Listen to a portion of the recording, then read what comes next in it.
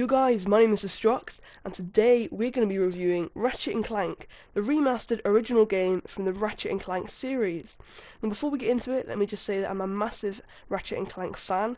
They're pretty much my first games as a kid, and my favourite games of all time, so the remastered version is very nostalgic, and I really enjoyed playing through it. So to start, let's do a quick rundown of the story. Ratchet, a Lombax from the planet Veldin, is a mechanic who wants to become a galactic ranger alongside one of the main characters in the game, Captain Quark. Clank is a warbot who was built in a factory but managed to escape and crash-landed on Ratchet's home planet of Veldin. This is where the two characters meet and they sort of team up, with Clank needing to get information to Captain Quark and Ratchet basically going along with it because he kind of wants to become a galactic ranger and meet Captain Quark.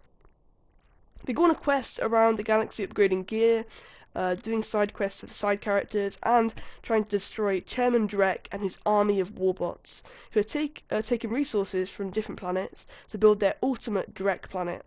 And Ratchet and Clank are just trying to stop him, basically.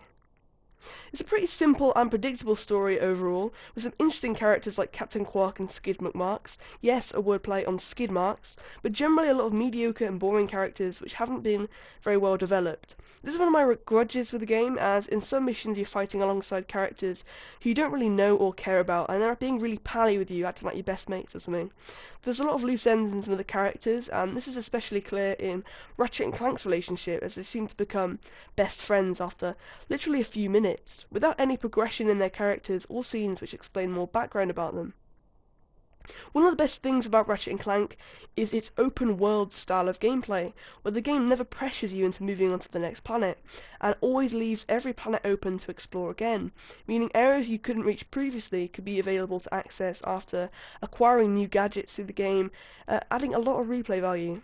Each planet is visually stunning and varied in its enemy types and biome, with ice planets, metropolises, lush green worlds, lava planets, swamps, factories, and even a space station. Each of the locations were both enjoyable and nostalgic to play on, as they had been recreated amazingly, but one of the good things, in my opinion, is that not all of the planets had been recreated exactly, with some parts missing and new parts added, and often even completely different layouts. It seemed like the first few planets were the most similar to the originals, and the later locations were changed, so people who played the original game could get a sense of nostalgia, but then be greeted with new content further through the game. Planets also had plenty of secrets and hidden locations within them, and activities which were fun to replay, such as the water slide on Novalis, which is perfectly recreated and extremely fun to traverse to the top and slide down. Let's touch on weaponry and gadgets in Ratchet and Clank. One of the coolest things about the game is all of the tech and weapons you get to have your hands on, and not all of the weapons were from the original game. There are basically all of the best weapons throughout all of the Ratchet and Clank games, and there have been 10 of them, and they've all been compiled into this game, with weapons from the original, Ratchet and Clank 2, Tools of Destruction, Crack in Time, and various other Ratchet and Clank games, which again spices up the kinds of weapons you're going to get your hands on. Each of the weapons in the game are unique, and some are pretty funny and ridiculous. There's stuff like the Pixelizer, which turns enemies into really pixelated versions of themselves. Mr. Zircon, who's a robot companion who shoots enemies and shouts stuff like, "Hello, stinky aliens." There's also conventional weapons like bombs and blasters, but my favourite of all, the Rhino, RYNO, which literally stands for Rip You a New One, which is in the original game, but because I was only about 5 or 6 when I played it, I never understood the joke, but when the character said it again, I just couldn't stop laughing, because it was like I was hearing the same thing I heard 10 years ago, but actually knowing what it meant, which is just really amazing to hear. There are actually a lot of innuendos and little jokes hidden in the game, which are really funny. The series is known for this, with one of the games actually being called Up Your Arsenal, which to Americans would sound like, making your arsenal of weapons better, but to us Brits, it literally just sounds like up your arse, which is just so brilliant. Now, as you'll be able to see on screen, the gameplay for Ratchet & Clank is an action platformer game with heavy emphasis on interesting level design, but also having a great array of weapons and enemy types. I think the gameplay is exceptional, very smooth and easy to pick up in the beginning, with hack and slash combat with the wrench mostly, but further into the game progressing, there's a bigger emphasis on guns and explosives. The gameplay involves traversing through worlds, destroying enemies. There's a large selection of different enemies with brutes, snipers, flying enemies, even tanks, and also occasional boss battles.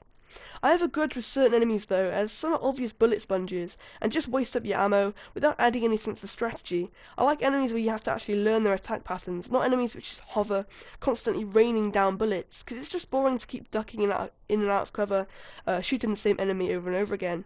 It's much more interesting to fight more enemies, which are weaker, as it actually feels like you're progressing and achieving something. Boss battles are pretty terrible in the game as well, mostly bullet sponges with uncreative attacks. There are several in the game which have large health bars, and I have purposefully not really included much gameplay in the gameplay in the background, as it's just very boring, and they have large health bars and very predictable attack patterns. I really don't think Ratchet and Clank needs these ridiculous boss battles, as they just aren't enjoyable in my opinion. Now, rounding up the review, we can talk about some little grudges I have. I've mentioned some underwhelming characters and also some annoying bullet sponge enemies in boss battles, but there are a few other things which aren't major, but definitely will bring down the score a little bit. One thing being some planets which didn't make it into the game, these being Altanis and Eudora. Eudora was one of my favourite locations in the original game. This was a lush green world, which was a logging camp for Drek's forces. They were sort of taking all the trees. I feel like it could have easily been added with, some easy storyline, like, you needed to stop Drek from draining out all the resource from all the trees and stuff like that. And I'm just really quite disappointed that this particular location didn't make the cut. Also, some issues with gameplay. On some occasions there would be moments where you'd be knocked down by enemies and get completely swarmed, and it would just make it impossible to get back up on your feet and get away, which would mean you'd have to wait until you die and respawn. It'd be quite simple to allow the player a short period of time to escape, as this really is quite frustrating.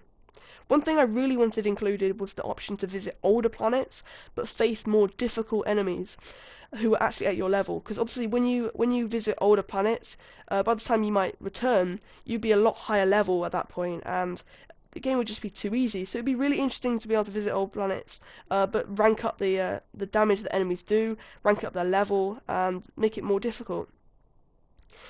Playing as Clank as well was really boring and repetitive, with Insomniac clearly trying to make gameplay as Clank more involved in puzzles and just using your brain, which just doesn't fit into the rest of the game, to be honest.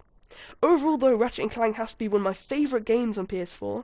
It's got some brilliant gameplay, some nice characters, amazing variety in weapons and gadgets, beautiful worlds, plenty of replay value, secret side quests, and a large array of enemy types, which combined create a thoroughly enjoyable and beautiful gaming experience.